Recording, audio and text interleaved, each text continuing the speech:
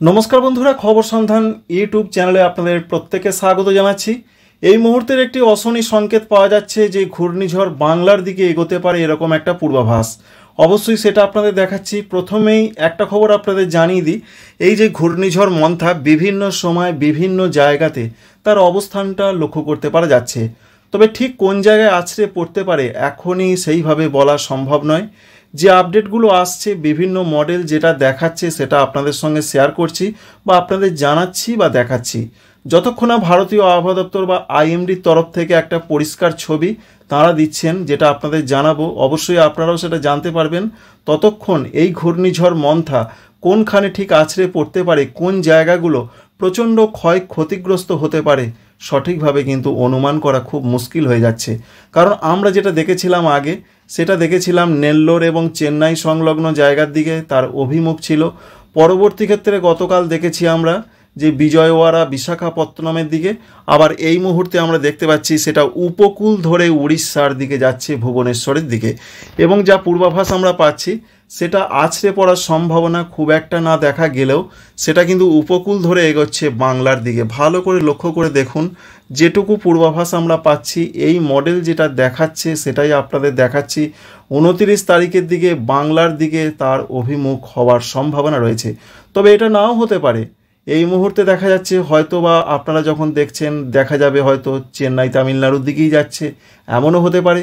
বিভিন্ন সময় বিভিন্নভাবে দেখা যাচ্ছে। তাই তো বলছি আপনাদের, যতক্ষণ না আবহাওয়া দপ্তর জানাচ্ছেন ততক্ষণ সঠিকভাবে বলা খুবই মুশকিল ঘূর্ণিঝড় মন্থা ঠিক কোন জায়গায় আছড়ে পড়তে পারে। তবুও আপডেটগুলো আপনাদের জানিয়ে থাকি, তাই এই মুহূর্তে যেটা দেখা যাচ্ছে আপনাদের জানাচ্ছি। এবং যা পূর্বাভাস আমরা পাচ্ছি পুরো বাংলার ওপর দিয়ে সেটা উত্তর পূর্ব ভারতের দিকে চলে যেতে পারে, অর্থাৎ আসাম, মেঘালয়, অরুণাচল প্রদেশের দিকে যেতে পারে। তাহলে আমরা কি দেখেছিলাম? আমরা যেটা আগে দেখেছিলাম যে এই যে ঘূর্ণিঝড় মন্থা এটা কিন্তু দক্ষিণ আন্দামান সাগরে তৈরি হবে, সেটা এইভাবে উত্তর পশ্চিম দিকে এসে প্রথমে দেখলাম এইভাবে যেতে পারে, গতকাল দেখলাম না একটু ওপর দিয়ে যেতে পারে, আজকে যেটা দেখতে পাচ্ছি আমরা সেটা আবার এইভাবে উপকূল ধরে ধরে কিন্তু বাংলার কিছুটা বাংলা হয়ে বাংলাদেশের ওপর দিয়ে উত্তর পূর্ব ভারত হয়ে এইভাবে চলে যাওয়ার সম্ভাবনা রয়েছে। সুতরাং আদৌ কোন দিকে যেতে পারে সেটাই হচ্ছে সবথেকে বড় ব্যাপার। যেহেতু একটা সম্ভাবনা রয়েছে উত্তর পূর্ব হাওয়া কিন্তু আসছে, যার ফলে সেটা পূর্ব দিকে বেঁকেও যেতে পারে। তবে বর্ষা পরবর্তী সময়ে যে ঘূর্ণিঝড়গুলো আসে সেগুলো জেনারেলি দেখা যায় যে তামিলনাড়ু এবং অন্ধ্রপ্রদেশের দিকে প্রবেশ করে, আর বর্ষা পূর্ববর্তী সময়ে যে ঘূর্ণিঝড়গুলো আসে সেগুলো খাড়া উত্তরে বাংলাদেশ এবং পশ্চিমবঙ্গের দিকে আসার সম্ভাবনা রয়েছে।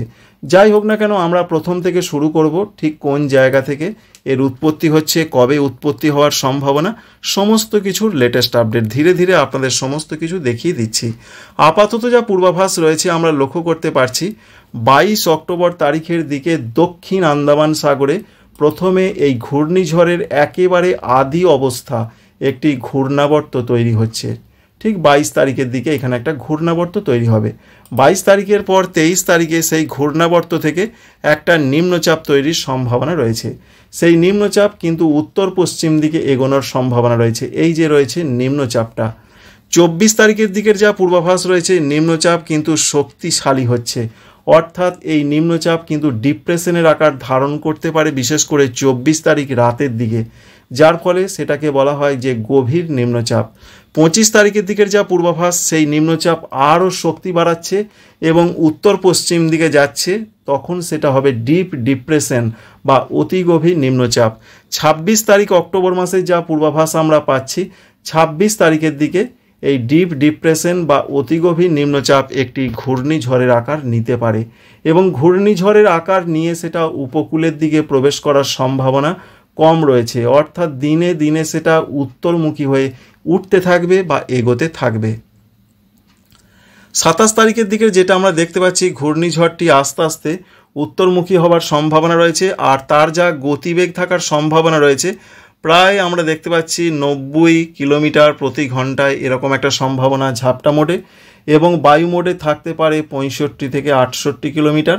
সুতরাং খুব ছোটোখাটো ঘূর্ণিঝড়ও বলা যাবে না, আবার যে প্রচণ্ড অতি প্রচণ্ড শক্তিশালী ঘূর্ণিঝড় সেটাও বলা যাচ্ছে না, মোটামুটি শক্তিশালী একটা ঘূর্ণিঝড়।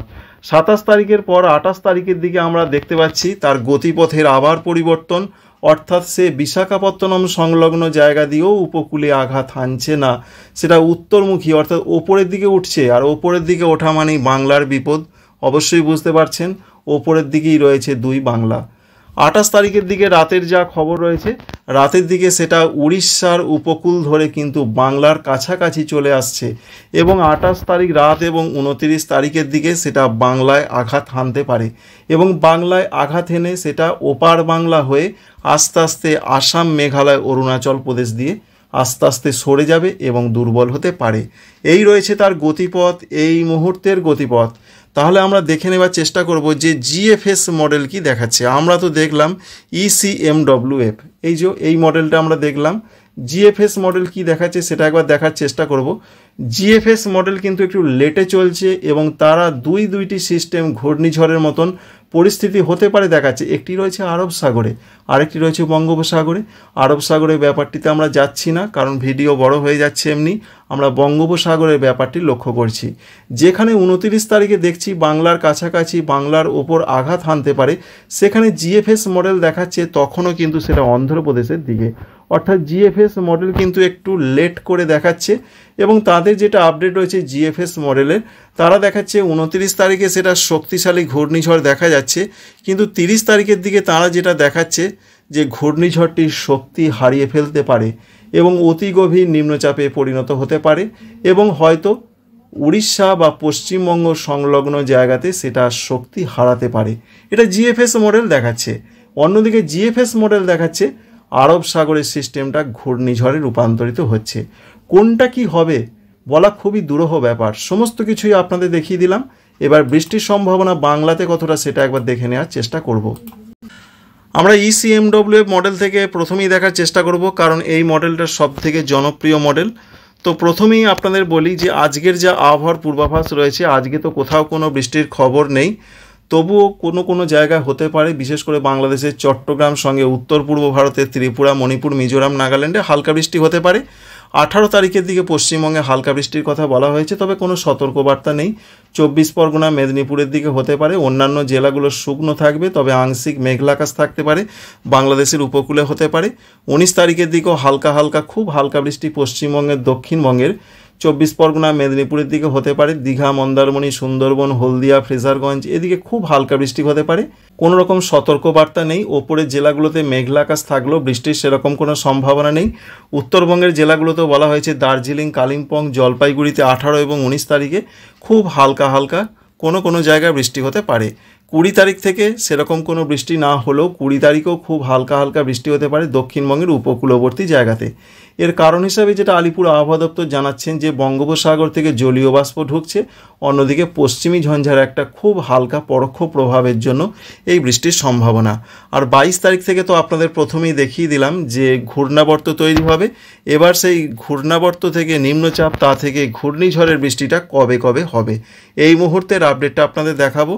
যদিও 26 তারিখ থেকে মেঘলা আকাশ, উপকূলবর্তী জায়গায় খুব হালকা বৃষ্টির সম্ভাবনা রয়েছে ঘূর্ণিঝড় মন্থার এফেক্ট হিসাবে। 27 তারিখ থেকে কিন্তু বৃষ্টি শুরু হয়ে যেতে পারে। সমস্ত কিছুই অনুমান, কারণ এগুলো কোনোটাই সঠিক হবে, আবার নাও হতে পারে, হতেও পারে, নাও পারে। সমস্তটাই আপনাদের জানিয়ে দিচ্ছি। দেখতেই পাচ্ছেন 27 তারিখে সম্ভাবনা রয়েছে, তবুও সম্ভাবনা আপডেটগুলো জেনে রাখা প্রয়োজন। যদিও এটা হতেও পারে, নাও পারে, আবার যদি হয় তাহলে এটা কিন্তু জেনে রাখাটা প্রয়োজন। বিশেষ করে উপকূলবর্তী জেলাগুলো দক্ষিণ 24 পরগনা, পূর্ব মেদিনীপুরের দিকে একটু কোনো জায়গায় মাঝারি থেকে ভারী বৃষ্টি হতে পারে। দক্ষিণবঙ্গের অন্যান্য জেলাতে সেরকম বৃষ্টি নেই। বাংলাদেশের দক্ষিণের জায়গাগুলোতে একটু বৃষ্টি হতে পারে ভারী ধরনের। তবে রাতের দিকে পশ্চিমবঙ্গে, দক্ষিণবঙ্গে বৃষ্টি বাড়বে। কলকাতা, হাওড়া, হুগলি, নদিয়া, 24 পরগনা, 2 মেদিনীপুর, ঝাড়গ্রামে মাঝারি বজ্রবিদ্যুৎ সহ ঝোড়ো হাওয়ার সঙ্গে বৃষ্টি হতে পারে। বাংলাদেশে খুলনা, সাতক্ষীরা, যশোর, বরিশাল এদিকে একটু ভারী বৃষ্টি হতে পারে। ত্রিপুরা, মণিপুর, মিজোরাম, নাগাল্যান্ডে হালকা বৃষ্টি হতে পারে। তবে 28 তারিখ বিশেষ করে সকাল থেকে ব্যাপক পরিবর্তনের সম্ভাবনা রয়েছে। সারা বাংলা, 2 বাংলা জুড়ে ব্যাপক দুর্যোগ থাকতে পারে। সমস্ত কিছুই যদি এইভাবে সিস্টেমটা আসে, এটা মাথায় রাখতে হবে। বিশেষ করে কোন জেলাগুলোতে হতে পারে, একদিকে রয়েছে দেখতে পাচ্ছেন পূর্ব বর্ধমান রয়েছে, মুর্শিদাবাদের কিছু অংশ রয়েছে, নদিয়া, এছাড়া উত্তর 24 পরগনা, দক্ষিণ 24 পরগনা, কলকাতা, হাওড়া, হুগলি, পূর্ব মেদিনীপুর, পশ্চিম মেদিনীপুর এই সমস্ত জায়গা। তবে বাঁকুড়ার দিকে হালকা মাঝারি হতে পারে, পুরুলিয়ার দিকে সেরকম বৃষ্টি নেই, ঝাড়খণ্ডে বৃষ্টি নেই, উত্তরবঙ্গের জেলাগুলো নিচের দিকে জেলাগুলোতে হালকা বৃষ্টি হতে পারে। আর বাংলাদেশের ক্ষেত্রে খুলনা, সাতক্ষীরা, যশোর, সঙ্গে রয়েছে ঢাকা, এছাড়া রয়েছে রাজশাহী, মেহেরপুর, নারায়ণগঞ্জ, এই সমস্ত জায়গায় মাঝারি ধরনের কোনো জায়গায় উপকূলে একটু ভারী বৃষ্টি হতে পারে। ত্রিপুরাতে হালকা মাঝারি বৃষ্টি হতে পারে। রংপুর এবং সিলেট বিভাগের দিকে হালকা বৃষ্টির চান্স রয়েছে। তবে যত রাত এগোবে অর্থাৎ শেষ রাতের দিকে কিন্তু সিলেট বিভাগ, ময়মনসিংহ বিভাগের দিকে প্রচণ্ড ভারী বৃষ্টি হতে পারে। রংপুর বিভাগের দিকে ততটা বৃষ্টি নেই। পশ্চিমবঙ্গের বিশেষ করে নদিয়া, পূর্ব বর্ধমান, উত্তর চব্বিশ পরগনা, হুগলি এদিকে কিছুটা ভারী বৃষ্টি দেখতে পাওয়া যাচ্ছে। বৃষ্টির সম্ভাবনা অনেকটা কম রয়েছে পুরুলিয়া এবং বীরভূম জেলা, পশ্চিম বর্ধমানের কিছু কিছু জায়গায়। এছাড়া ঝাড়খণ্ডে সেরকম বৃষ্টি দেখতে পাচ্ছি না আমরা। আস্তে আস্তে আরও এগোবো। যা পূর্বাভাস আমরা পাচ্ছি, বৃষ্টিটা কিন্তু আস্তে আস্তে, যেটা বললাম, সিস্টেমটা পশ্চিমবঙ্গকে কিছুটা টাচ করে বাংলাদেশ হয়ে সেটা উত্তর পূর্ব ভারতের দিকে যেতে পারে। এই মুহূর্তের পূর্বাভাস ঠিক এইভাবে। তাই বৃষ্টিটাও কিন্তু ওইভাবেই যাওয়ার সম্ভাবনা। তাই বৃষ্টিটা প্রচণ্ড হতে পারে। বিশেষ করে রয়েছে ঢাকা বিভাগ, রাজশাহী, এছাড়া রয়েছে ময়মনসিংহ, এছাড়া রয়েছে সিলেট, এই সমস্ত বিভাগে প্রবল বৃষ্টির পূর্বাভাস কিন্তু পাচ্ছি আমরা। যে সম্ভাবনা রয়েছে 28 তারিখ শেষ রাতের দিকে, 29 তারিখ সকালের দিকে ত্রিপুরা, মণিপুর, মিজোরাম, নাগাল্যান্ডে প্রচণ্ড বৃষ্টি হবে। এছাড়া ভারতবর্ষের আসাম, মেঘালয় ভেসে যেতে পারে সেরকম একটা সম্ভাবনা। যদিও সারা ভারতবর্ষ থেকে গতকালই বর্ষা বিদায় নিয়েছে, এটা জানিয়ে দিয়েছে না আবহাওয়া দপ্তর। 29 তারিখে কি হতে পারে, 29 তারিখের যা পূর্বাভাস রয়েছে, বিশেষ করে যেটা আমরা দেখতে পাচ্ছি, পূর্ব বর্ধমানের কাটোয়া রয়েছে, বীরভূমের সিউড়ি রয়েছে, এছাড়া পশ্চিম বর্ধমানে দুর্গাপুর রয়েছে, এছাড়া বর্ধমান টাউন রয়েছে, ভাতার, কাটোয়া, এছাড়া রয়েছে নদিয়ার শান্তিপুর, এছাড়াও অন্যান্য বেশ কিছু কিছু জায়গা যেমন রয়েছে মুর্শিদাবাদ, এদিকে বেশ ভারী বৃষ্টির চান্স রয়েছে 29 তারিখের দিকে।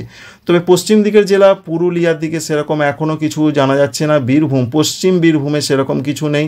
উত্তরবঙ্গের জেলাগুলোতে যে ব্যাপক বৃষ্টি হবে সেরকম কিছু আপাতত পাওয়া যাচ্ছে না। তবে 29 তারিখ বিকালের দিকে উত্তরবঙ্গের জেলাগুলোতে বৃষ্টিপাত বাড়তে পারে। বিশেষ করে আলিপুরদুয়ার, কুচবিহারে ভারী বৃষ্টি হতে পারে। মালদা, দক্ষিণ দিনাজপুরে হালকা মাঝারি বৃষ্টি হতে পারে। আর যা পরিস্থিতি যেভাবে এগোচ্ছে, সারা বাংলাদেশ ভাসতে পারে। দেখতে পাচ্ছেন কি অবস্থা। 29 তারিখ আবার রংপুরের দিকেও বৃষ্টি প্রচণ্ডভাবে হবে। সমস্ত কিছুই হবে অনুমান, এটা কিন্তু কেউ ভাববেন না এটা শিওর, কারণ এই মডেল দেখাচ্ছে তাই আপনাদের দেখাচ্ছি।